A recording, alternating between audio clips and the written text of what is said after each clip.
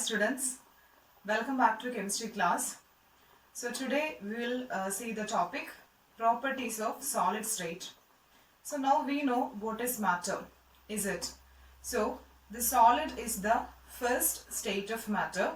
So today we can see what are the different characteristics and different properties of this solid state.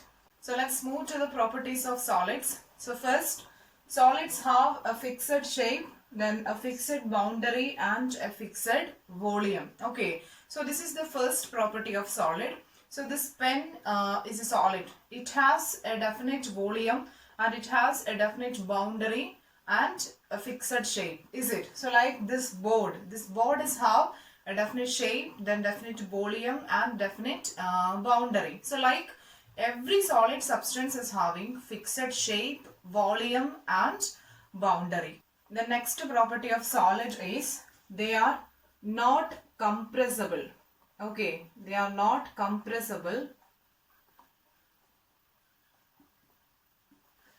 So this duster, I cannot compress this duster if I am applying how much force. Maybe I could break this using any other material, but I cannot compress this duster. At the same time, this board or this pen, I cannot compress this one. Okay, maybe I can cut this with a knife or whatever, but I cannot compress this material. So note down the second property of solids. Solids are not compressible. Okay, since solids are not compressible, we can say solids are rigid.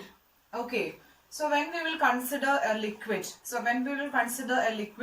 liquid have the ability to flow. Okay, liquid have the ability to flow, but solid cannot flow. The particles were strongly or closely attracted, closely packed in a solid. So we can say solid is rigid. Liquid is a fluid, that means particles can move, but in case of solid, particles cannot move. That's why it is not compressible and it is rigid. And the next property of solid, it do not completely fills in the vessel to which it is taken.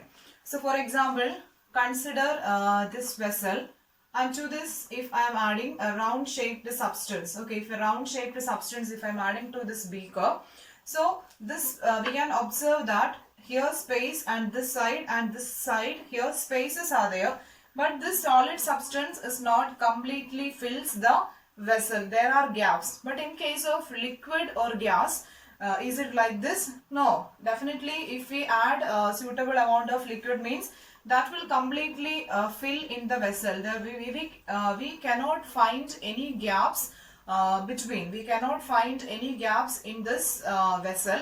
That means liquid and gas can completely fill the vessel, but a solid cannot. Solid cannot completely fill in a vessel. So students, these are the important properties of solids. Okay, so see, this is a sponge. Okay, so this is a solid.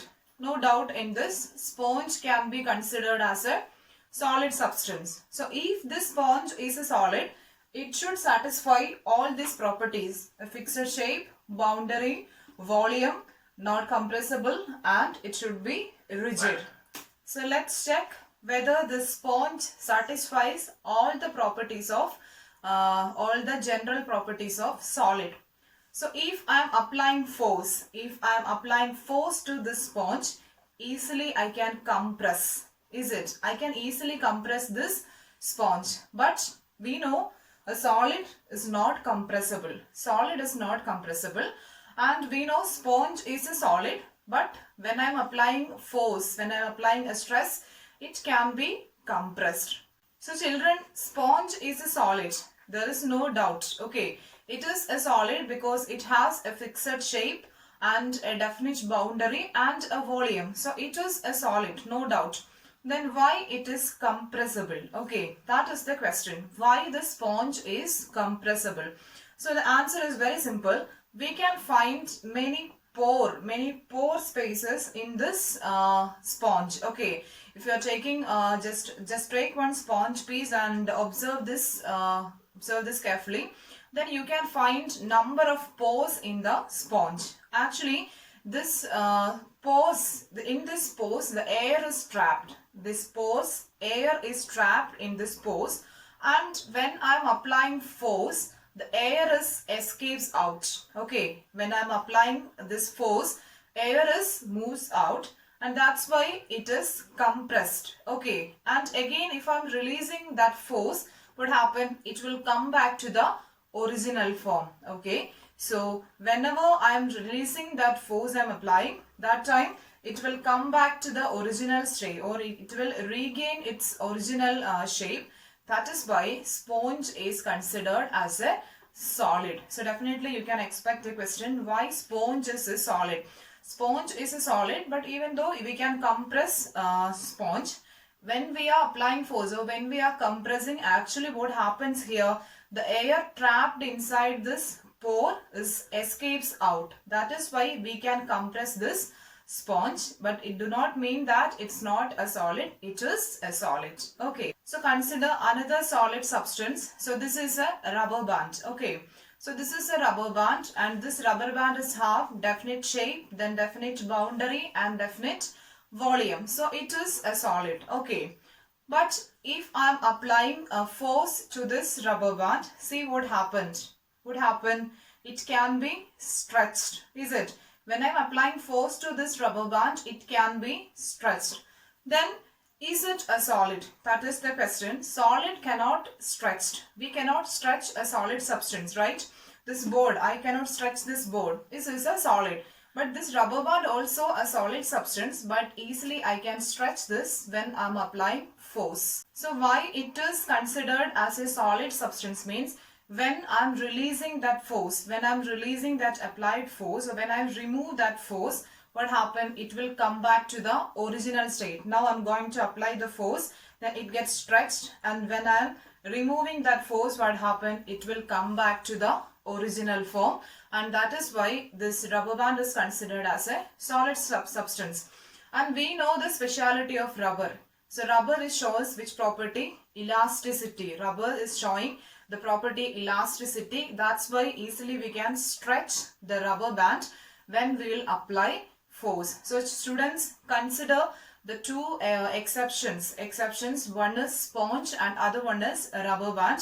Sponge is a solid, but we can compress. But when we will remove the force, sponge also come back to the original form.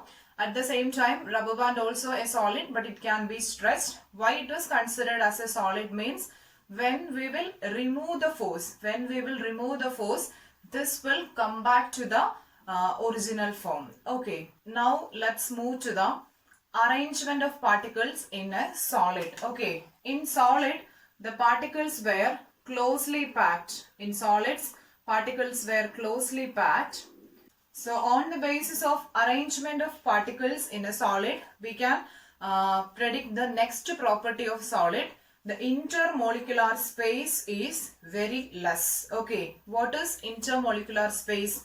The space between each molecule. So here all particles were arranged closely or tightly packed. So the intermolecular space is very less. So that is the next property, less intermolecular space.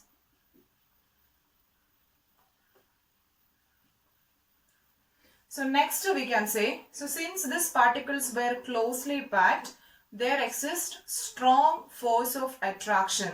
The particles were strongly attract each other, or we can say there exists the force of attraction. The force of attraction is very strong in particles, among the particles of solids.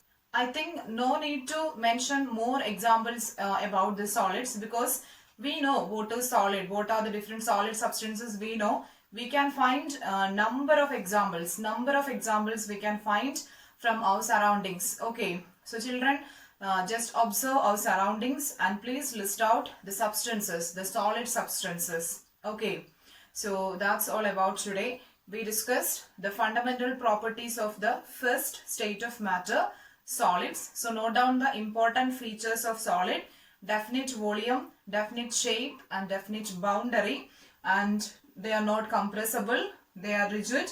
The intermolecular space is less. The force of attraction is high, And one more thing we can say, the kinetic energy is very less. What is kinetic energy?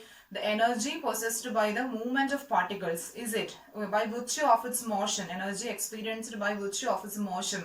So here the particles were not moving. All the particles were closely packed. It is not moving. So we can say the kinetic energy of solids are very less. So with all this, we can wind up today's class. So get ready for the live session and see you in the next class, and thank you for watching.